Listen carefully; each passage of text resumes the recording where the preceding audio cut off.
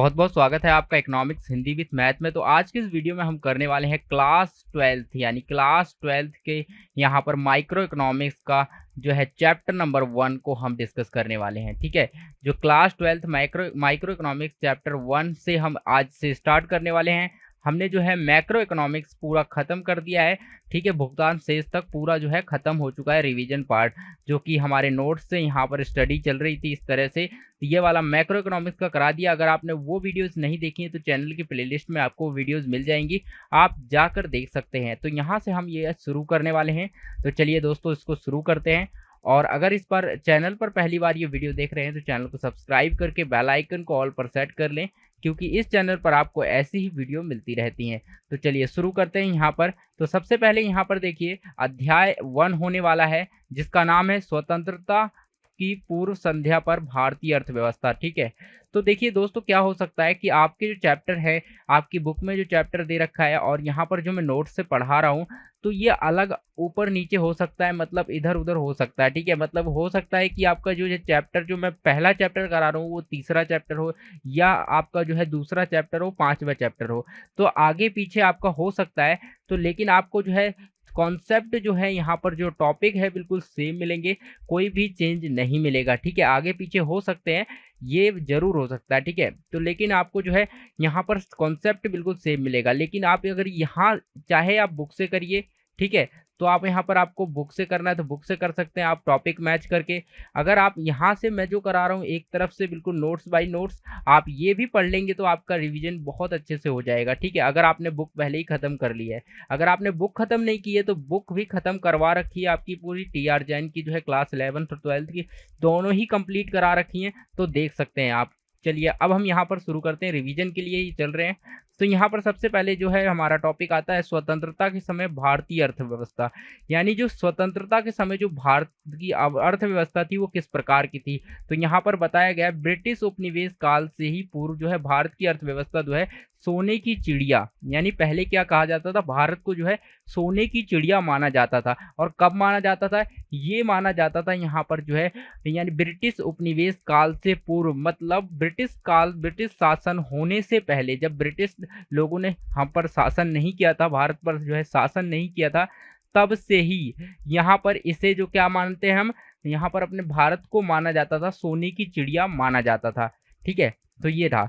उसके बाद क्या हुआ के रूप में यहाँ पर जानी जाती थी, उपनिवेश काल के में जो है अत्यधिक लगातार आर्थिक शोषण के कारण जो है पिछड़ती चली गई। तो यहाँ पर जो मेरा हमारा भारत था, इसे जो है सोने की चिड़िया कहा जाता था। क्यों कहा जाता था, क्योंकि यहाँ पर भारत के अंदर जो है, जो भारत के अंदर है बहुत सारी जो है, यहाँ पर भारत के अंदर खनिज पदार्थ होते थे। ठीक है, खनिज पदार्थ और साथ में कोयला। और यहाँ पर मान लीजिए कि भारत की जो ज़मीन थी बहुत उपजाऊ थी, कृषि के लिए भी थी। यहाँ पर बहुत सारे संसाधन, जो प्राकृतिक संसाधन थे, बहुत सारे संसाधन मौजूद थे। और साथ में इस देश के अंदर हर मौसम का मज़ा लेने को मिलता था। यानी यहाँ पर जो है इस देश के अंदर गर्मी सर्दी जो है सब कुछ यहाँ पर था। यानी प्रकृति जो है पूर्ण रूप से, यहाँ पर प्रकृति की कृपा थी। यानी पूरी तरह से इसे क्या कहा जाता था, सोने की चिड़िया कहा जाता था। लेकिन क्या हुआ, भारत जब यहाँ पर ब्रिटिश काल के यानी उपनिवेश हुआ, यानी ब्रिटिश लोग आए और यहाँ पर राज किया, उन्होंने इसका बहुत ज़्यादा क्या किया, शोषण किया। यानी यहाँ से खनिज पदार्थ निकाले, कोयला निकाला।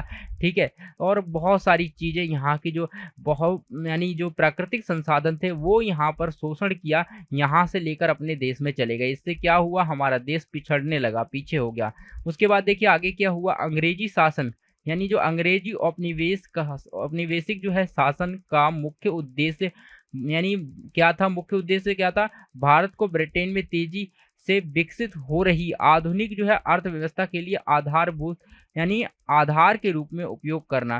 तो यहाँ पर क्या हो रहा था कि यहाँ पर औपनिवेश, यानी अंग्रेजों ने क्या बनाया था, औपनिवेश शासन का इसका मुख्य उद्देश्य था, यानी भारत पर कब्जा करने का मुख्य उद्देश्य था कि यहाँ पर जो भारत में जो संसाधन है, यहाँ के संसाधन ले जा करके वो क्या करें, वहाँ पर ले जाएं, अपने ब्रिटेन में ले जाएं। और ब्रिटेन में ले जाने के बाद उनको जो है अपने जो है विकास के लिए इस्तेमाल करें, अपनी अर्थव्यवस्था को बेहतर बनाने के लिए, यानी आधुनिक बनाने के लिए उनका उपयोग उपयोग करें। तो इस तरह से भारत से संसाधन ले जाके ब्रिटेन में ले जाते थे और ब्रिटेन में यहाँ पर जो है ब्रिटेन के अंदर उन संसाधनों की मदद से जो है यहाँ पर ब्रिटेन को आधुनिक बनाने की कोशिश की जा रही थी।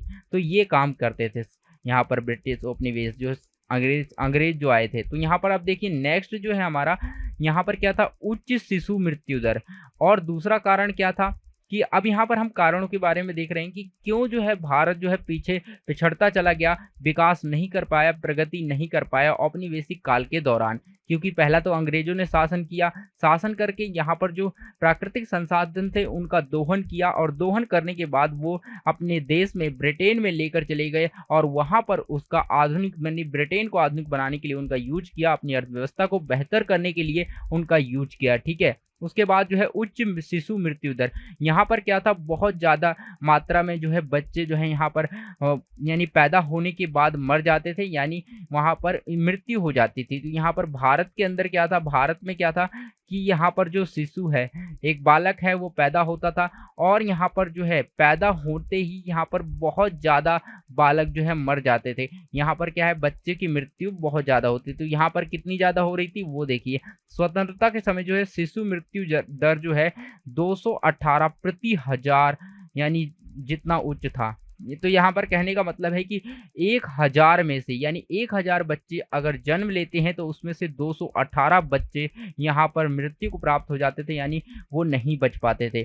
तो ये होता था। ठीक है, उसके बाद आगे देखते हैं। तो यहाँ पर ये दो कारण मैंने आपको बता दिए, पहला उच्च शिशु मृत्यु दर, ठीक है, और दूसरा भारत यहाँ पर क्या था, औपनिवेश यहाँ पर ब्रिटेन का यानी औपनिवेश काल था और यहाँ पर शासन करते थे और ब्रिटेन में यहाँ पर आधुनिक प्राकृतिक संसाधन जो लेकर जाते थे अपने ब्रिटेन को बनाने के लिए। तो ये कारण होते हैं। नेक्स्ट आगे बढ़ते हैं इस चैप्टर में। अब देखते हैं यहाँ पर देखिए ये जो चैप्टर है, यहाँ पर जो थियोरेटिकल चैप्टर है बहुत ज़्यादा थियोरेटिकल है। ठीक है, तो यहाँ पर आप बोर हो सकते हैं, तो यहाँ पर मैं आपको समझाने की कोशिश करूँगा क्योंकि ये काफ़ी इंपॉर्टेंट है।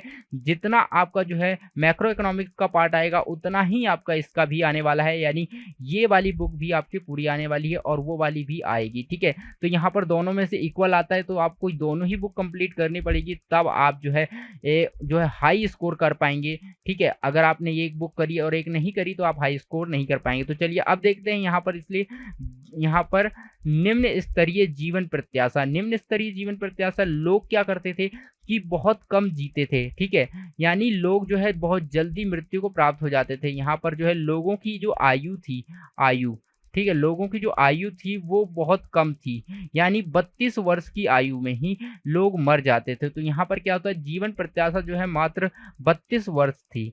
ठीक है, जो यहाँ पर नितांत अपर्याप्त यानी जो है नितांत अपर्याप्त स्वास्थ्य सुविधाओं का संकेत है। तो यहाँ पर क्या है, ये जो बताता है तुरंत ये संकेत करता है कि यहाँ पर जो स्वास्थ्य की सुविधाएं थी बहुत ज़्यादा खराब थी, तो इसीलिए अपर्याप्त थी। यहाँ पर जो है अपर्याप्त थी, अच्छी सुविधाएं नहीं थी। यहाँ पर जो है किस चीज़ की, यहाँ पर स्वास्थ्य सुविधाएं बहुत अच्छी नहीं थी, बिल्कुल ही खराब थी, जिसके कारण जो है लोग बच नहीं पाते थे। यहाँ पर जीने की प्रत्याशा 32 वर्ष की उम्र में लोग मर जाते थे। ठीक है, उसके बाद आता है व्यापक गरीबी तथा निम्न जीवन स्तर। तो यहाँ पर बहुत ज़्यादा गरीबी थी और जीवन स्तर जो है बहुत ज़्यादा कम था, मतलब जीने का जो तरीका था लोगों का वो बहुत ही यहाँ पर निचले स्तर पर था, बहुत ही कम था। ठीक है, यहाँ पर लोगों को अपनी आय का जो है 80 से 90% का जो हिस्सा होता है आधारभूत आवश्यकताओं के खर्च पर करना, यानी आधारभूत आवश्यकताओं पर खर्च करना पड़ता था। तो ये कहना चाह रहा है कि जो यहाँ पर ये भारत में लोगों की स्थिति उस समय ऐसी थी कि यहाँ पर जो लोग होते थे तो वो अपनी कमाई का यानी कमाई जो करते थे उस कमाई में से 80 से 90% हिस्सा जो है उनका तो खर्चे में निकल जाता था। मतलब उनका जो है उनकी आधारभूत चीनी मतलब जो चीनी खरीदनी है, जो है आटा खरीदना है, यानी आधारभूत जो है चीज़ें खरीदनी है उनको ही खरीदने में यहाँ पर 80 से 90% जो है यहाँ पर खर्चा हो जाता था उनकी कमाई का। तो उनके लिए उसके बाद क्या होता था, कुल जनसंख्या का जो है 52% हिस्सा गरीबी रेखा के नीचे था। देश के कुछ हिस्सों में अकाल समान स्थितियों का सामना करना पड़ रहा था। तो यहाँ पर क्या हो रहा था कि कुछ जो है यहाँ पर अकाल जैसी समस्याओं का सामना करना पड़ रहा था, साथ में और क्या साथ में था यहाँ पर कि साथ में इनका जो है खर्चा, इनकी कमाई इतनी थी कि सिर्फ ये अपनी जो है आवश्यकताओं को जो है 80 से 90% आवश्यकताओं को पूरा करने के लिए ही खर्च कर देते थे। तो इनकी बचत भी एक तरह से शून्य होती थी, बहुत कम होती थी, ठीक है। और यहाँ पर जनसंख्या का 52% हिस्सा जो है गरीबी रेखा के नीचे आता था, यानी 52% हिस्सा यानी आधे से भी ज्यादा लोग देश में गरीबी रेखा के नीचे जीवन यापन कर रहे थे। उसके बाद देखिए नेक्स्ट, कृषि क्षेत्र की प्रधानता। तो इस देश में जो है भारत के अंदर कृषि क्षेत्र की प्रधानता ज्यादा थी, यानी कृषि करने वाले लोगों की संख्या बहुत ज्यादा थी। तो कृषि क्षेत्र में जो है अर्थव्यवस्था की यहाँ पर क्या है, व्यावसायिक संरचना में सर्वाधिक महत्वपूर्ण था। तो यहाँ पर क्या है, कृषि क्षेत्र जो है अर्थव्यवस्था की व्यवहारिक संरचना में, जो कृषि क्षेत्र की व्यवहारिक संरचना है उसमें जो भारत था वो बहुत ज्यादा मतलब सर्वाधिक महत्वपूर्ण था। यहाँ पर भारत के लिए कौन सा क्षेत्र, कृषि क्षेत्र, ठीक है।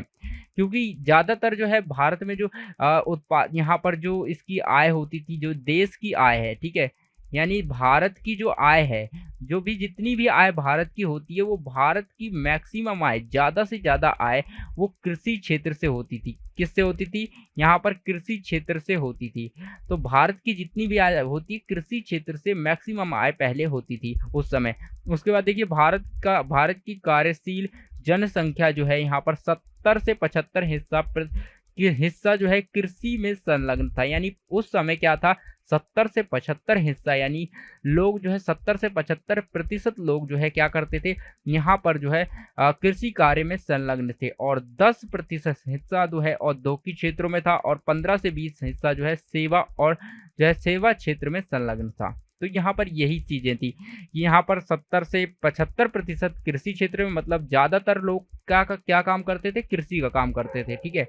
तो ज्यादातर लोग कृषि पे संलग्न थे, मतलब कृषि का काम करते थे। और साथ में जो है यहाँ पर 10% हिस्सा ही सिर्फ औद्योगिक क्षेत्र में था, और उसके बाद 15 और 20% जो है यहाँ पर सेवा क्षेत्र में लगे हुए थे।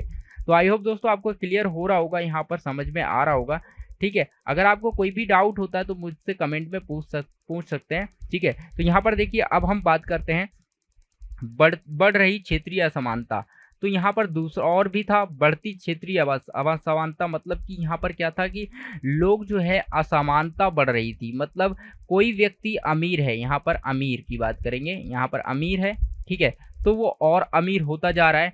और कोई व्यक्ति जो है यहाँ पर गरीब है, अगर गरीब है तो वो और गरीब हो रहा है, ठीक है। तो यहाँ पर क्या चल रहा था, यही चल रहा था कि अगर कोई व्यक्ति अमीर है तो वो और अमीर हो रहा है, लेकिन कोई व्यक्ति गरीब है तो और गरीब हो रहा है। मतलब यहाँ पर जो है क्षेत्रीय असमानता बढ़ती जा रही थी, लोगों में गरीबी के स्तर को लेकर बढ़ती जा रही थी और क्षेत्रीय असमानता बढ़ रही थी। तो यहाँ पर देखिए व्यावसायिक संरचना में क्षेत्रीय विविधताएं बढ़ रही थी, व्यावसायिक संरचना में भी बढ़ रही थी। कैसे कि अगर व्यक्ति की आय ज्यादा होगी तो और अमीर हो जाएगा, और कम होगी तो और गरीब हो जाएगा, ठीक है। तो यहाँ पर गरीबों की आय बढ़ नहीं रही थी और अमीरों की आय क्या है, बढ़ती जा रही थी। तो यहाँ पर क्या हो रहा है, क्षेत्रीय असमानता जो है इसमें आती जा रही थी। जैसे कि तमिलनाडु, आंध्र प्रदेश, केरल, तो कुछ राज्यों के स्तर पर ये हो रहा था। तो यहाँ पर देखिए कर्नाटक जैसे राज्यों में क्या होता था, जो उस समय जो है मद्रास यानी प्रेसिडेंसी का हिस्सा थे, जैसे राज्यों में कार्यबल की जो है कृषि पर निर्भरता कम हो रही थी। अब उस समय क्या हो रहा था, धीरे धीरे क्या हो रहा है कि जैसे जैसे यहाँ पर असमानता तो बढ़ रही है, लेकिन साथ साथ यहाँ पर एक काम और हो रहा है कि लोगों की कृषि पर जो है निर्भरता वो कम होती जा रही है। क्या हो रही है, कम हो रही है। जो कृषि पर निर्भरता है वो कम होती जा रही है। मतलब लोग क्या कर रहे हैं, अब कृषि छोड़कर कुछ दूसरा काम करना शुरू कर रहे हैं, ठीक है। कृषि पर अब कम लोग लगे हुए हैं, मतलब धीरे धीरे कम होते जा रहे हैं। और जबकि यहाँ उड़ीसा जो है, उड़ीसा, पंजाब, राजस्थान में कृषि पर ही निर्भर कार्यबल में वृद्धि हो रही थी। तो यहाँ पर क्या है, क्षेत्रों के हिसाब से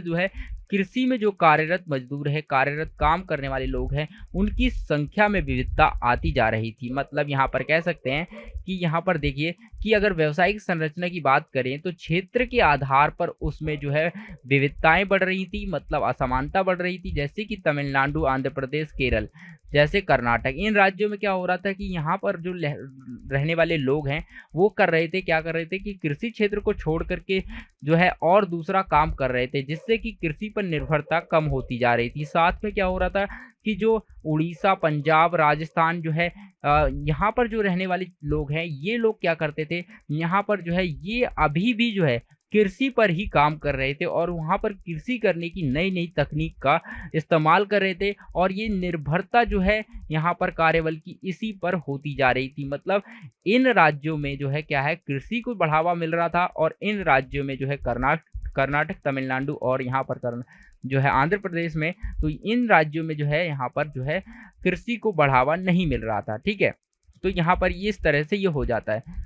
तो दोस्तों यहाँ पर आई होप आपको इस समझ में आ गया होगा जितना मैंने अभी आपको पढ़ाया। अगर आपको जो है डाउट होता है कोई भी तो आप कमेंट करके पूछ सकते हैं।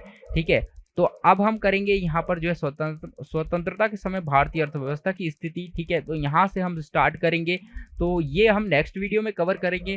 तो नेक्स्ट वीडियो का आपको इंतजार करना है। ठीक है? आप बेल आइकन को दबा लीजिए और चैनल को सब्सक्राइब करके रख लीजिए। जैसे ही मैं वीडियो अपलोड करूंगा नेक्स्ट वीडियो, वो उसका नोटिफिकेशन आपको मिल जाएगा। तो चलिए अब मिलेंगे हम इसके नेक्स्ट पार्ट के साथ।